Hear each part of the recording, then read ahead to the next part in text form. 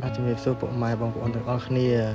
ខ្ញុំធ្វើវីដេអូមួយនិយាយអំពីការធ្វើដំណើរម្នាក់ឯងទៅកាន់ប្រទេសបារាំងបន្ទាប់ពីយើងទទួលបានវីសាទៅអឺរ៉ុបក្រោយពីយើងរៀបចំឯកសារទាក់ទងនឹងការសម្ភាសន៍ទទួលបានលទ្ធផលជោគជ័យបាទនេះយើងធ្វើដំណើរចាក់ចេញពីប្ររៀនយន្តហោះប៉ូយន្តុងទៅកាន់ទីក្រុងតៃប៉េតាមជើងហោះហើរ EVA Air យើងហោះចេញពីពលានយន្តហោះប៉ូយន្តុងទៅទីក្រុងតៃប៉េហ្នឹងប្រហែលជា3ម៉ោងបន្ទាប់ពីធ្វើដំណើរ3ម៉ោងយន្តហោះក៏ចុះចតយើងត្រៀមខ្លួន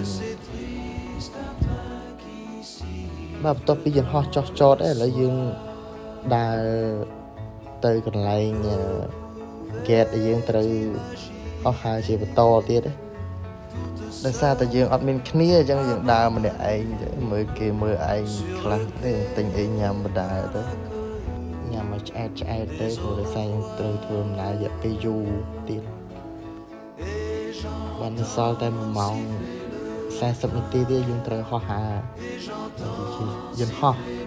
ដែលធ្វើដំណើរទៅទីក្រុងប៉ារីសលក្ខណៈខ្ជូតតែម្ដងបាទឥឡូវខ្ញុំមកដល់ក្នុងយន្តហោះហើយដោយធ្វើដំណើរជាបន្តប្រហែលជា14ម៉ោងពីទីក្រុងតៃប៉េទៅកាន់ទីក្រុងប៉ារីសហើយយន្តហោះធ្វើការចុះចតនៅប្រលានយន្តហោះ Charles de Gaulle នៅទីក្រុងប៉ារីសនេះដើមនេះ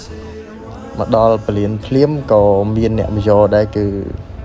ពួកម៉ាក់មកយកនៅពលានដើម្បីធ្វើដំណើរជាបន្តទៅកាន់កន្លែងគេងហើយក៏ស្នាក់នៅទីក្រុងប៉ារីសដើរលេង2-3យប់ដើម្បីធ្វើដំណើរបន្តទៅទីក្រុងអង់គ្លេសនិងទីក្រុងណង់